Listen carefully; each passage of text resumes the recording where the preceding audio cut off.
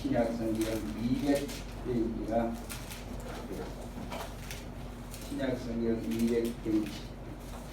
저희가 이 말을 듣고 마음에 찔려 저를 향하여 이를 갈거는 스데반이 성령이 충만하여 하늘을 우러러 주목하여 하나님의 영광과 및 예수께서 하나님 우편에 서신 것을 보고 말하되, 보라, 하늘이 열리고 인자가 하나님 우편에 서신 것을 보노라 한데, 저희가 큰 소리를 지르며 길을 막고 일심으로 그에게 달려들어 성 밖에 내치고 돌로 칠세 정인들이 옷을 벗어 사울이라 하는 청년의 발 앞에 두니라.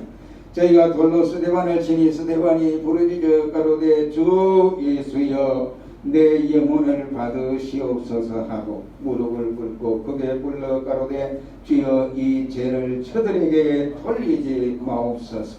이 말을 하고 자니라. 아멘. 이 말씀을 통해서 지난 시간을 통해서 우리가 잠시 생각해보고 계속해서 말씀을 전하겠습니다. 오늘 본문에 나타난 이 스데반 집사님에 대한 모든 신앙의 기록이 기록되어져 있습니다. 스데반 집사님은 한마디로 말하면 그의 신앙은 탁월했고 우리가 이와 같이 표본을 삼을 수 있는 그러한 종이었다라고 할 수 있습니다. 그의 믿음은 뛰어났고 그에 또한 인정을 받아서 초대교회의 어려운 7 집사님 중에 한 사람으로 뽑혀서 교회의 중책을 맡아서 일을 하기도 했습니다. 그는 집사로서의 구제하는 일과 그 외에 봉사하는 일에도 힘을 썼지만 무엇보다도 그에게는 하나님 앞에 복음을 전하는 전도하는 일에 대단한 열심을 가지고 감당했습니다. 그에게는 남다른 은사가 있어서 복음을 전할 때마다 기사와 이적이 나타나기도 했고, 그래서 그의 복음을 듣는 많은 사람들이 주께로 돌아오는 역사들이 일어나기도 했습니다. 그러던 중에 유대인들로부터 모함을 받았는데 사울이라고 하는 이 지도자를 통해서 모함을 받기 시작하여 유대인들로부터 도래마다 죽는 피치 못할 어려움을 겪게 됐습니다. 그는 젊은 나이로 최초의 순교자가 되기도 했습니다. 예수님의 제자 다른 유다를 빼고 11 제자가 있었지만은 그들을 제끼고 먼저 순교의 첫 열매가 되어졌더라고 하는 사실입니다. 그는 집사로서 선택을 받아서 오랫동안 교회를 충성스럽게 감당은 못했지만은 그는 가장 값지고 충성한 사람이었다라고 할 수 있고, 그는 가장 자랑스러운 그리스도인이요 훌륭한 집사님으로 우리에게 교훈을 주고 있다고 말씀을 드렸습니다. 그와는 반대로 사도행전 5장 1절로 11절 말씀에 보면 아나니아 부부가 나타납니다. 아나니아와 삽비라는 은혜를 받고 자기의 재산을 다 하나님 앞에 바치겠다고 서원을 해놓고는 이와 같이 다 팔고 보니까 여러 가지 생각이 나더라고요. 그래서 내가 이거 다 바치면 내 생활을 어떻게 하고 우리 자녀들은 어떻게 할 수 있겠느냐, 이렇게 이런 걱정 저런 걱정해서 다 바치지를 못하고 일부만 하나님 앞에 바쳤을 때 베드로가 이것이 다냐 따다고 거짓말을 하다가 결국은 부부가 함께 한날에 죽는 비극을 맞기도 했습니다. 여러분 보십시오. 부부가 한날에 죽는 이와 같은 일들을 보면 아나니아와 삽비라의 부부는 그리스도인으로서 정말로 부끄러운 이와 같은 모습을 우리에게 보여주었다라고 하는 말씀을 드렸습니다. 그러므로 우리는 그리스도인들 중에서도 이 사실을 보면서 자랑스러운 그리스도인들이 있는 반면에 부끄러운 그리스도인이 있다고 하는 사실이라는 사실입니다. 그러므로 이 시간 우리는 스데반 집사님을 통해서 지난주에 말하기를 그는 바로 자랑스러운 그리스도인이었다라고 했어요. 그가 자랑스러운 그리스도인이었던 그 이유는 첫째는 복음을 자랑스럽게 전거했다고 말씀을 드린 일이 있습니다.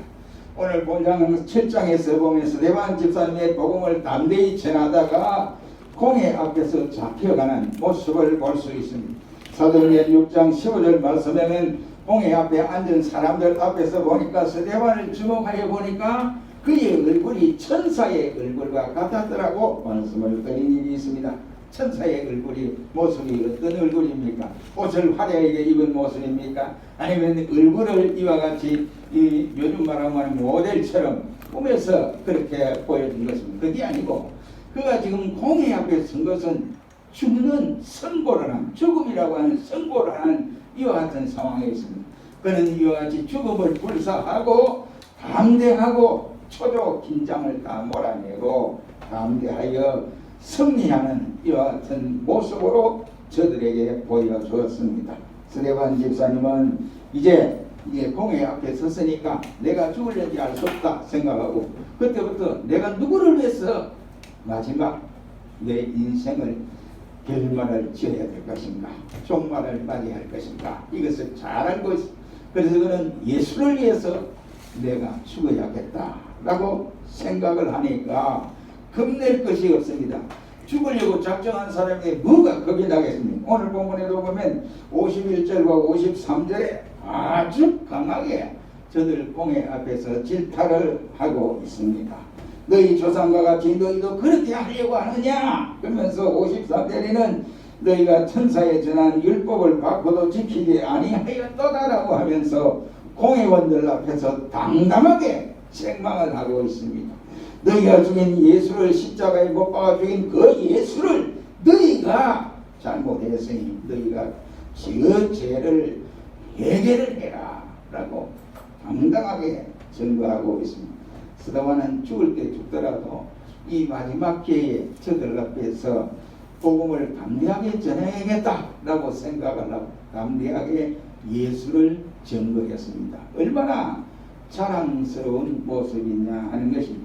죽을 때 죽더라도 복음을 외쳐서 죽는 그 모습이야말로 아름다운 모습이다라고 말을 할 수 있습니다. 그러니까 저도 보니까 겁도 안 내고 저기 완전 저기 얼굴에 빛이 나고 이야 천사의 얼굴처럼 그렇게 되었다라고 말을 하고 있습니다. 여러분 전도라고 하는 것이 어떻게 하는 것이 전도입니까? 예수를 자랑하는 것이 바로 전도다라고 말씀을 드렸습니다. 우리는 복음을 증거하되 자랑스럽게 증거할 수 있어야 합니다. 복음은 기쁜 소식이지 부끄러운 소식이 아닙니다. 복음을 부끄러워하는 것은 예수 믿는 것을 부끄러워하는 것이고 예수님을 부끄러워하는 것과 진배가 없습니다. 만약 복음을 전하는데 이 좋은 복음, 이 기쁜 소식을 전해야 하는데 우리가 예수 믿지 않는데 가족에게 그토록 기가 따갑도록 전해요. 왜? 기쁜 소식이기 때문에 그러한 것입니다. 스데반 집사님은 복음을 전하다가 돌에 맞아 순교를 하게 됐습니다. 오직 예수님 때문에 죽은 것이다 라고 말씀을 드렸습니다. 그러므로 우리도 복음을 자랑스럽게 증거할 수 있는 그리스도인이 진정한 자랑스러운 그리스도인이라고 말씀을. 두 번째는 원수까지도 사랑해라. 60절 말씀에 말하기를 주여 이 죄를 저희에게 돌리지 마옵소서라고 말씀을 하면 죽어가는 순간에도 마지막 원수들을 위해서 기도하는 모습을 볼 수 있게 되어집니다. 용서해 달라는 이 기도는 마지막 그의 모습은 당당하고 여유가 넘치는 모습이었다라고 할 수가 있습니다. 여러분 진정한 그리스도인의 모습이 바로 이러한 모습이 아닐까요? 죽으면서 돈 문제로 자식들에게 유언을 남기고 이 참 초려운 거예요. 제가 아는 권사님이 그 진해 제일교회에 개척을 했습니다. 그 자기가 돈이 많은 사람. 그래서 목사님을 모시고 돈을 대어서 교회를 개척했는데 그 교회 커졌습니다. 커져서 이제 이 아무개 목사인데 돌아가시기 직전에 목사님 부르고 자기 손자 장손이 예수를 합니다. 교회 나가다가 안 나간다고 사업을 하니까. 그래서 그 장손을 불러놓고 이제 가족들 불러놓고 금반지를 또 목걸이를 다 내놓고 내가 목사님에게 줄 수 있지만 내가 이 자리에 마지막 이 시간에 내가 이것을 목사님과 우리 가족들 앞에서 교회에다 바치라고 하는 것은 누가 바치는 것도 아니고 네 장손 네가 교회 가서 바치라 라고 했습니다. 그러면서 내가 마지막부터 하니 열심으로 교회 다니라 충성해라 예수님이 나의 손을 잡고 가자고 하신다. 그러면서 하늘 가는 밝은 길 찬송을 부르라 하시면서 이와 같이 돌아가셨던 모습을 볼 수가 있게 됩니다. 여러분 보세요. 이와 같이 예수 그리스도를 자랑하고 예수 그리스도를 위해서 이와 같이 자기 이와 같이 손자를 예수님과 가까이 지내도록 교회와 생활하도록 만드는 것입니다. 60절 말씀에 두 번째는 원수까지도 사랑해라고 했는데 원수 사랑하기가 그렇게 쉬운 것은 아닙니다. 그가 마지막 돌아가시면서 이 죄를 저에게 돌리지 마옵소서라고 스데반이 기도한 겁니다. 우리가 잘 아는 우리의 원수들이 주변에 대단히 많습니다. 그러나 그 원수들을 우리가 포용하고 사랑하는 것이 과연 우리가 그렇게 할 수 있느냐 하는 것이. 오늘 본 46절로 48절 말씀에 스데반은 공회 앞에 선 회원들에게 말을 합니다. 너 형제를 사랑하는 것은 그가 병자도 저 형제를 사랑하고 다 사랑한다. 그런데 그것이 다가 아니고 우리가 하나님이 온전한 같이 너희도 온전하라고 했으니 이와 같이 내가 너희를 사랑한다. 이렇게 말씀을 하는 모습을 볼 수 있습니다. 우리가 신앙생활을 하다 보면 많은 연단을 겪게 됩니다. 때로는 물질로, 때로는 질병으로, 가족들로부터, 때로는 사고로부터, 때로는 직장에서부터 여러 가지 연단을 받기도 하지만 다들 힘이 드는 코스입니다. 그러나 다들 힘이 드는 코스들 가운데 가장 힘이 드는 코스는 이것들 것이 아니라 원수를 사랑해라 하는 것이라고 할 수가 있습니다. 어쩌면 이 연단은 그리스도인들에게 마지막 코스일지도 모릅니다. 마태복음 5장 48절 말씀에 너희가 하나님의 온전한 같이 너희도 온전하라고 말씀을 하신 것은 예수님께서 원수까지도 사랑해라. 왜 사랑하라고 그러느냐? 그 사랑하는 이유가 있어요. 왜 사랑하느냐? 너희가 그 원수를 사랑해 봄으로 말미암아 내가 너희를 사랑한 것 같이 예수님의 사랑이 얼마나 깊고 높고 이와 같이 한량이 없으신가 하는 것을 깨닫게 하기 위한 것입니다. 예수님이 원수를 사랑하라고 해서는 우리도 사랑해야 돼요. 왜 그러냐 하면 우리를 싫어하는 것이 아니고 내 안에 있는 예수가 싫은 거예요. 불신자들 내가 예수를 증거하니까 예수 소리가 듣기 싫은 거예요. 마귀가 그렇게 불신자들을 통해서 우리를 핍박하고 하는 것도 내 속에 있는 예수 소리 듣기 싫어서 그래요. 그 예수님이 내 속에 자정하고 계신데 그게 싫은 거예요. 그러니까 우리가 원수까지 사랑해버리면 저들이 우리를 미워할 조건이 생길 수가 없어요. 그러니 주님은 원수를 사랑해라고 했습니다. 스데반은 마지막으로 이렇게 기도한 결과 그를 핍박하고 돌로 쳐 죽이던 사울이 순교한 직후에 얼마 있다가 바로 다메섹 도상에서 변화를 받아 하나님의 귀한 종이 되어졌습니다. 우리도 스데반처럼 이와 같이 자랑스러운 그리스도인이 되라. 세 번째는 예수를 위해서 목숨까지도 바칠 수 있는 사람이 자랑스러운 그리스도인이다 라고 하는 사실입니다. 순교는 아무나 되는 것이 아닙니다. 합천 거창에 가면 거창교회가 있습니다. 고신척교회죠. 그 중에서 제일 크지요. 고신척교회에 옛날에 그 주남선 목사님이라고 계셨습니다. 그분이 늘 기도했지만 단 한 가지, 물론 교인들을 위해서도 기도하지만 늘 기도 중에 그 기도는 빼놓지 않았습니다. 하나님, 나를 순교의 제물로 받아 주시옵소서. 이렇게 기도했어요. 그분 수록성도거든요. 일제시대 때 옥에 갇혀서 엄청나게 고생을 했습니다. 하나님, 나를 순교의 제물로 받아 주시옵소서. 이렇게 간절하게 기도했는데 마지막에 돌아가시면서 순교의 제물이 된 것이 아니고 병고로 돌아가셨던 목사님이십니다. 그러므로 순교는 아무나 하고 싶다고 해서 되는 것이 아니고 하나님의 특별하신 은혜가 아니면 아무나 순교가 되는 것이 아니다. 원수들은 스데반을 돌로 쳐 죽였습니다. 그것도 하나님의 이름을 빙자하여 무자비하게 돌로 던져서 죽였습니다. 스데반은 젊은 나이에 예수 그리스도를 위해서 자기의 목숨을 바쳤습니다. 당시 예수님의 12 제자들도 있었지만은 그들을 제치고 젊은 집사로서 최초의 순교자가 되어졌습니다. 우리가 예수님을 믿는다고 하면서 예수님을 위해서 내가 무엇을 할 수 있을까? 이걸 생각할 수 있어야 돼요. 예수 믿는 신자가 예수님을 위해서 한 것이 없다. 이게 참 불행하고 참 부끄러운 신자가 아닌가 생각합니다. 예수님을 위해서 아무것도 한 것이 없다. 빈손으로 주님 앞에 서야 한다. 이것은 하나의 부끄러운 신자가 아닐 수 없다는 말이 되겠습니다.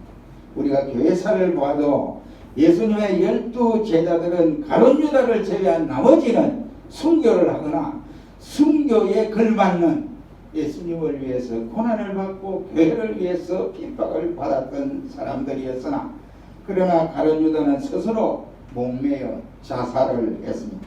얼마나 대조적인 사건이냐 이런 말입니다.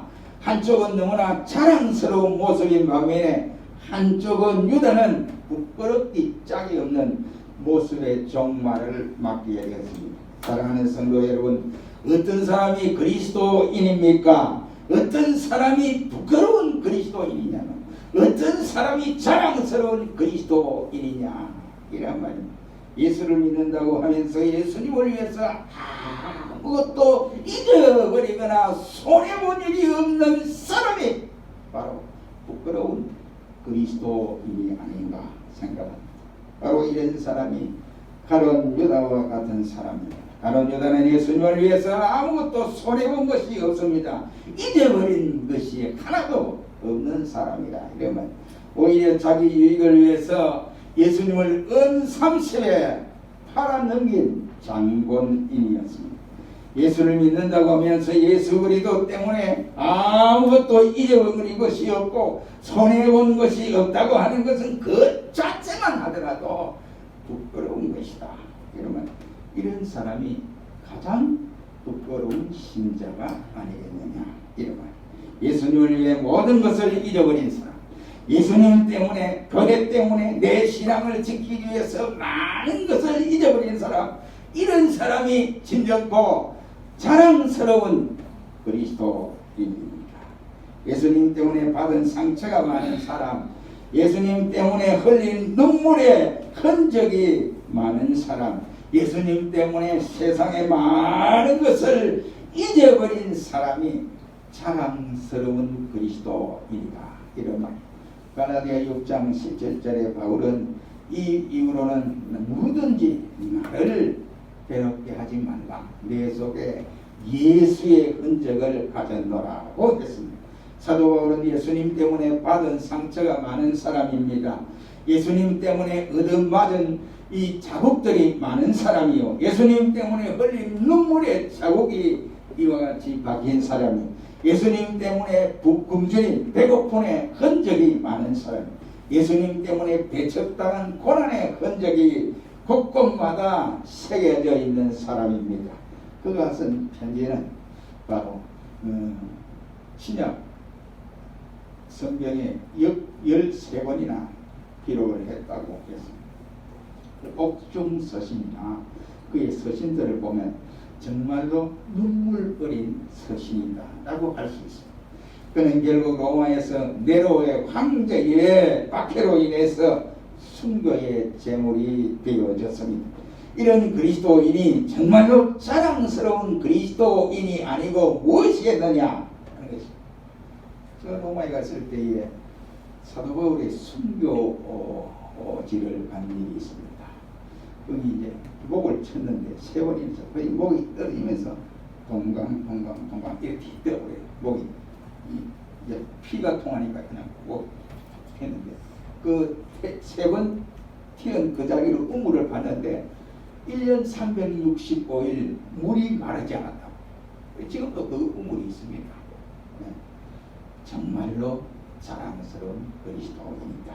사랑하는 성도 여러분, 스테반 집사님은 죽었지만은 실상은 죽지 않았습니다. 오늘 본문 60절을 보십시오.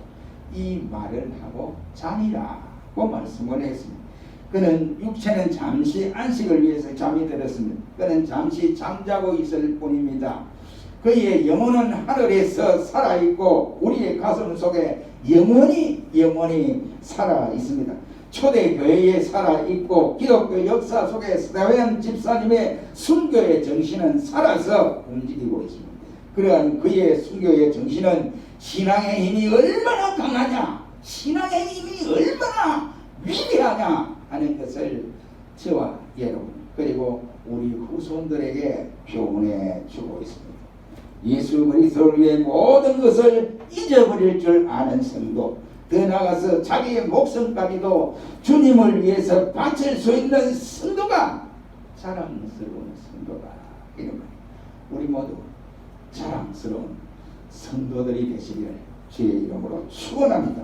기도하겠습니다.